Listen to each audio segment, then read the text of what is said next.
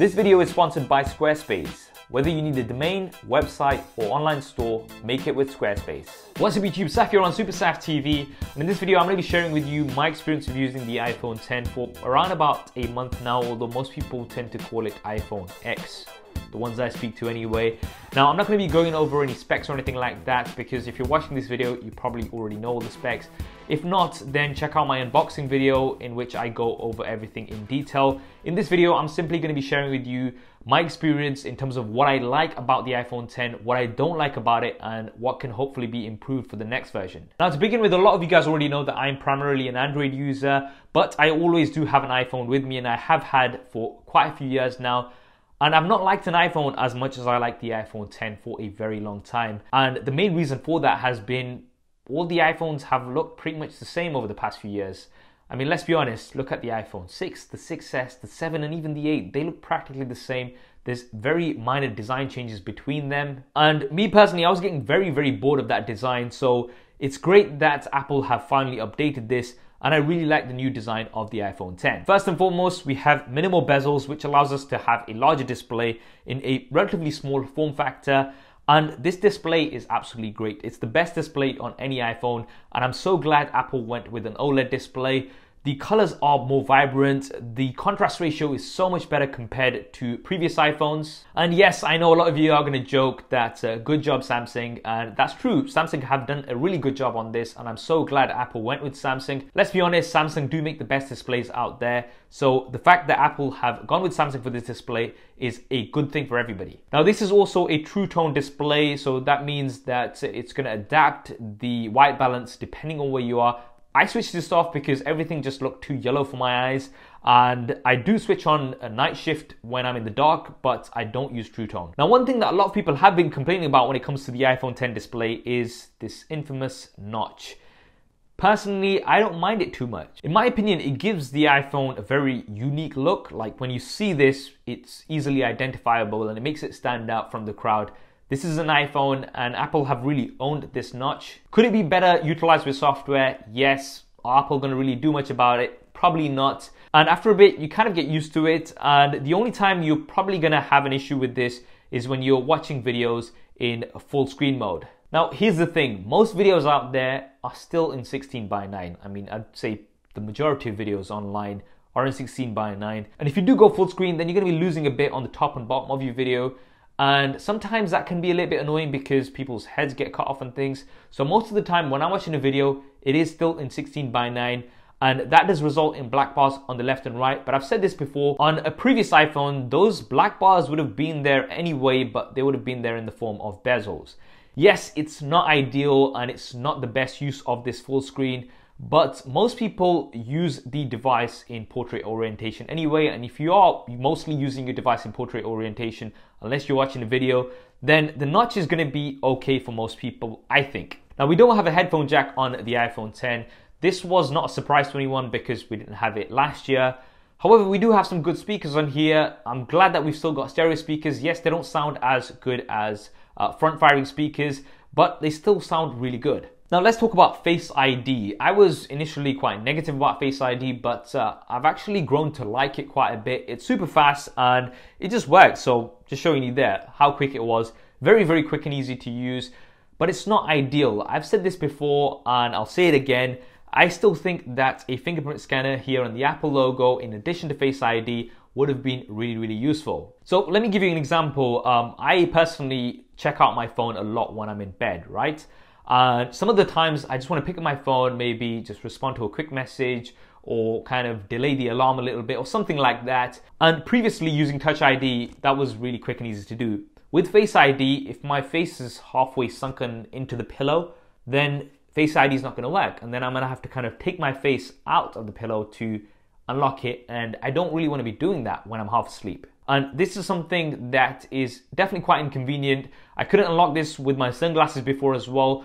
There is a solution to that, which I've covered in a previous video. So Face ID is really good, but personally speaking, if I was given the option of Face ID or a fingerprint scan on the back, I would always choose the fingerprint scanner on the back. Maybe that's just me, but I just think a fingerprint scanner would be much more convenient and easy to use. Now, another thing that supposedly came with Face ID, which kind of isn't, is Animoji. So It looks like Animoji primarily uses the front-facing camera, not the Face ID sensors, because if you cover them up, Animoji still works, and Animoji doesn't work in the dark either, which once again suggests that it is using primarily the front-facing camera. Maybe some of the sensors are being used a little bit to make it a little bit better, I don't know. But anyway, when it comes to Animojis, I used them for the first day and then I've not really used them since. Yes, it was a little bit of fun and lots of people had a lot of fun with it. And call me boring, call me old, whatever, I just didn't find myself using Animoji again. It was one of those things where the novelty really quickly wore off.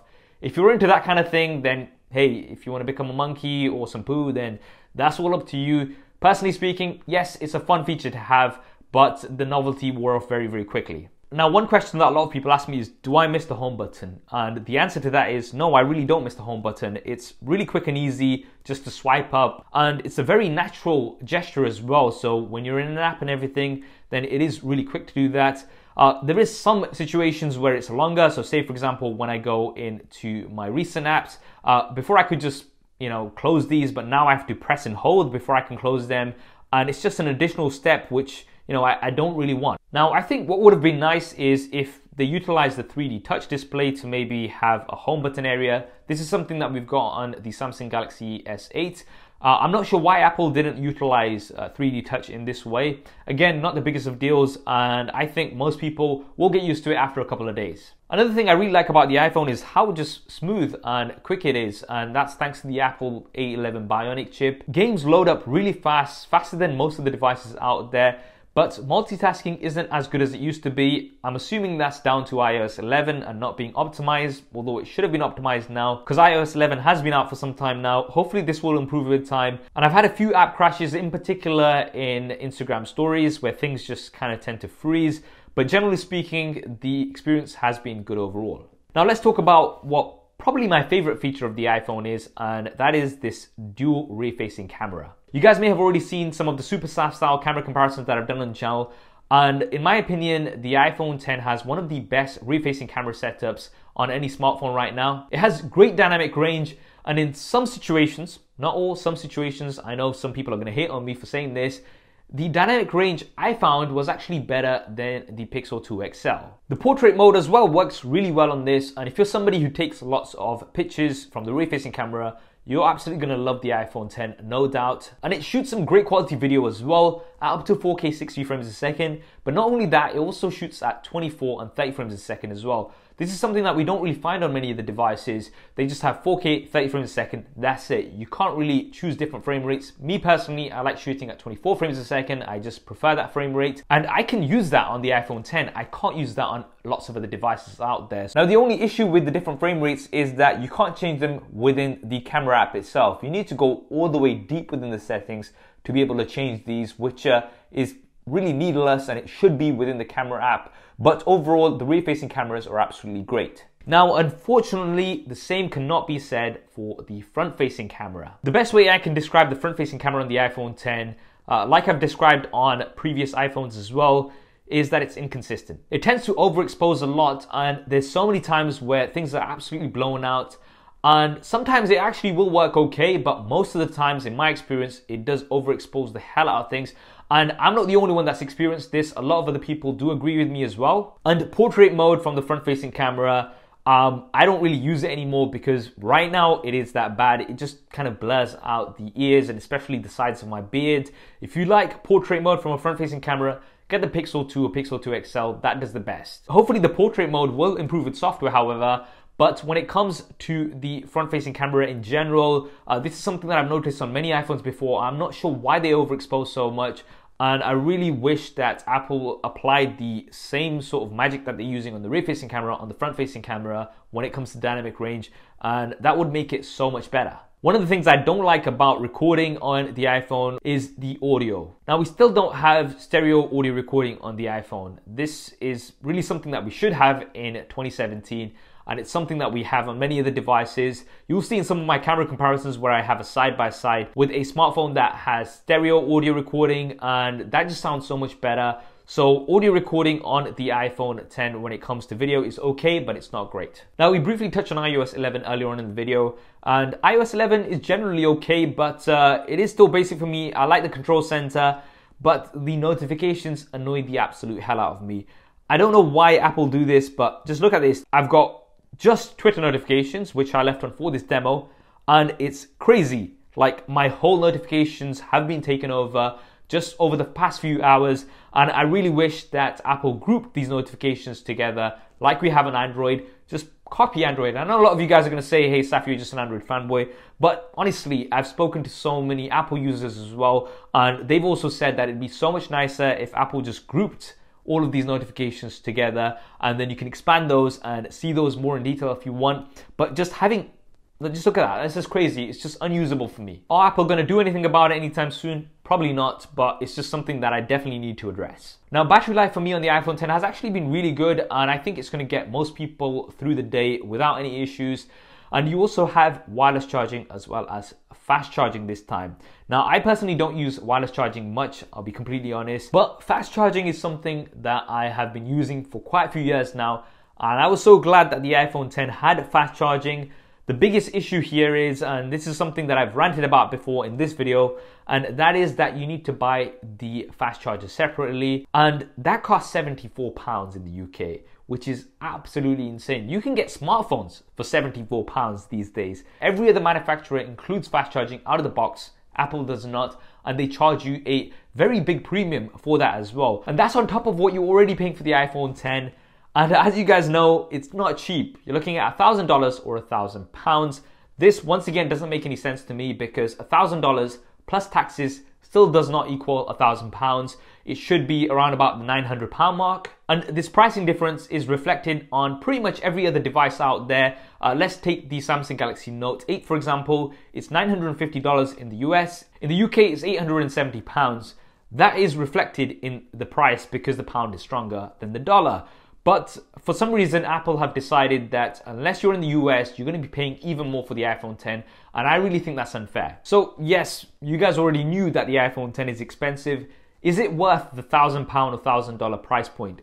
Personally, in my opinion, I'm going to be completely honest, I don't think it's worth this price. Why is that? Is because there's lots of other devices out there which offer lots of great features, some actually better than this, for almost half the price. Let's take the Samsung Galaxy S8 for example. It's been widely praised across the board, and that currently is for about £550 on Amazon. I'll leave a link in the description below. And the OnePlus 5T, which just came out recently, is £450. So you could buy two OnePlus 5Ts and have £100 spare compared to the iPhone 10. Now, I know a lot of you guys are going to say, no, Saf, you're just being really biased towards Android here, but I'm just being realistic here in terms of what you can get and what else is out there. Now, if you're part of the Apple ecosystem and you want the best iPhone money can buy, then this is the one to go for. This is the best iPhone you can buy, and it's my favorite iPhone so far. I really do like it overall. But if this is out of your budget, and I know a lot of people for which this will be out of their budget, then I would definitely advise looking around because there's so many other good options out there right now. That's what I think anyway. I know some of you guys are going to disagree with me.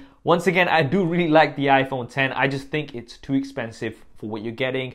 What do you guys think of the iPhone 10? Definitely drop me a comment below and let me know. Now, as mentioned towards the start, this video is sponsored by Squarespace. If you want to build a professional website quickly and easily, then Squarespace is the place to go. They've got a great all-in-one platform and you don't need any previous coding or web design experience.